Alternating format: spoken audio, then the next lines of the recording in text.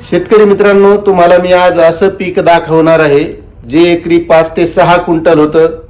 5 ते 6 हजार रुपये त्याला खर्च येतो आणि आज रोजी त्या पिकाला भाव आहे 17,000 रुपये क्विंटल. आणि शेतकरी अशा नगदी पिकाकडे वळण्याचा प्रयत्न करत आहेत. तर चला, तुम्हाला मी ते पीक दाखवणार आहे. तुमच्या लक्षात आलं तर नक्कीच कमेंट करा.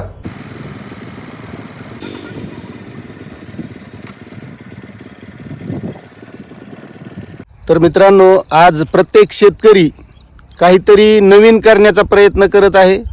कारण सगळ्याच काय शेती मालासाठी चांगले भाव मिळत नाहीत आणि तीच पारंपरिक शेती करून शेतकऱ्याच्या उत्पन्नामध्ये वाढ होत नाही. आणि मग ते हे पीक आहे जे मी तुम्हाला सांगितलं अगोदर, त्या पद्धतीचं हे पीक आहे. तुमच्या लक्षात येत असेल तर तुम्ही कमेंट करून सांगू शकता याचं नाव. याला निळे फुलं असतात आणि या पिकाचा उपयोग हा जास्तीत जास्त आरोग्यासाठी घेतला जातो. आपण या शेतकऱ्याकडून ही माहिती घेणार आहोत की नेमकं त्यांनी हे बियाणं काय भाव आणलं, कुठून आणलं आणि याला मार्केटला काय भाव असतो. आणि मित्रांनो, सध्या हे याची महाराष्ट्र राज्यामध्ये जी काही सर्वात जास्त लागवड आहे ती आहे सध्या वाशिम जिल्ह्यामध्ये आणि याचं मार्केटसुद्धा तिथं उपलब्ध आहे. आणि आज रोजी तिथला भाव हा 17,000 रुपये क्विंटल आहे. आता नेमकं हे एकरी किती बियाणं लागतं, एकरी उत्पन्न किती होतं, आपण यांच्याकडून जाणून घेऊ. माझं नाव भास्कर सदाशिव गोंडगे, राहणार गेवराई, तालुका मंठा, जिल्हा जालना येथील असून. आता मला सांगा, हे किती क्षेत्र आहे तुमचं? 1 एकर क्षेत्र आहे आपलं. किती बियाणं लागलं बरं याला? इथं 1 किलो 400 ग्रॅम पडलं एकरमध्ये. 1 किलो 400 ग्राम. हा. किती होतं बरं एकरी उत्पन्न? आता एकरी लोकांचा अंदाज आहे 5-6 क्विंटल होतंय, पण आपण 4च क्विंटल धरलेलं आहे. आपलं पहिल्याच वर्ष आपल्याला अनुभव नव्हता. आणि पुन्हा एक विशेष म्हणजे याला काही वन्य प्राण्याचं काही भेव नाही. रोई असू, डुक्कर असू, शिळे असू, पाणी पुन्हा कमी पाण्यामध्येच उत्पन्न चांगलं याचं. बाकीच्या पिकापेक्षा पुन्हा खर्च कमी. बरं, किती आला खर्च तुम्हाला याला? खर्च नाही, 6,000 रुपये खर्च आला असं जास्त. 1 एकरला 6,000 रुपये खर्च. हा. आणि आता हार्वेस्टिंगला बी काय आता 2,500 रुपये एकर आहे. बरं, खळायचं सोपं आहे.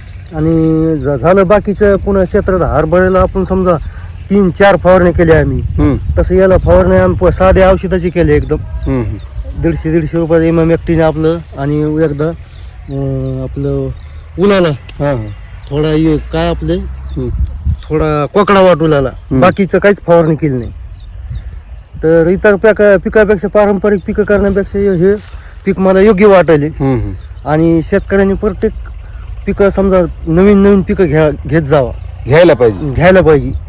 कारण की आपल्याला अनुभव येतो आणि पिकाच्या क्वालिटीनुसार समजा आपल्या उत्पन्नानुसार भावही चांगला मिळायला याला.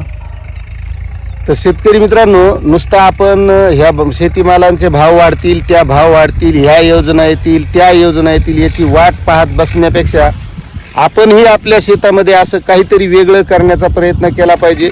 हे चिया पीक आहे. या पिकाला ना जनावर खाताय, ना शेळ्या खात्यात, ना ढोरं खातेत, ना डुकरं खातेत.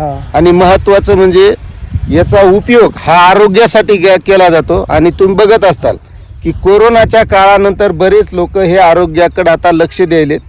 हे म्हणजे बऱ्याच जसा दवाखान्याची औषधी असतात आयुर्वेदिक, त्याप्रमाणे हे बहुउपयोगी असं पीक आहे. आणि याला सध्या क्विंटलला 17,000 रुपये भाव मिळत आहे. आता याचं सरासरी एकरी उत्पन्न हे 5 ते 6 क्विंटल आहे. आपण सरासरी 5 क्विंटल जरी धरलं आणि 15,000 रुपयाचा जरी भाव धरला एकरी, तर 15×5 = 75,000 रुपये याचं उत्पन्न होतंय. आणि यांनी सांगितल्याप्रमाणे एकरी 6,000 रुपये आत्तापर्यंतचा खर्च आहे आणि काढणीचा एक 2,500 रुपये म्हणजे 8,500. आपण 10,000 रुपये जरी खर्च धरला तरी मला सांगा 75,000 रुपये एकरी उत्पन्न, 10,000 रुपये खर्च गेला, 65,000 रुपये उत्पन्न. आणि कोणत्याही प्रकारचं कोणतंही त्याला प्राणी खात नाही, काही नाही, एकदम असं चांगलं पीक आहे. त्यामुळं अशा पिकाकडं शेतकऱ्यांनी वळणं गरजेचं आहे. आणि याला महत्त्वाचं म्हणजे आता पूर्व विदर्भामध्ये कृषी विभाग आत्मा गटाच्या माध्यमातून शेतकऱ्यांना लागवड करण्यासाठी प्रोत्साहन देत आहे. तर अशी शेतीमध्ये आपल्याला सुद्धा आता बदल करणं गरजेचं आहे. ही काळाची गरज आहे. आता तुम्हाला या पिकाबद्दल जर माहिती असेल तर नक्कीच कमेंट करा आणि आणखी माहिती पाहिजे असेल तरी सुद्धा कमेंट करा आणि चॅनलवर नवीन असाल तर सबस्क्राईब करा. धन्यवाद.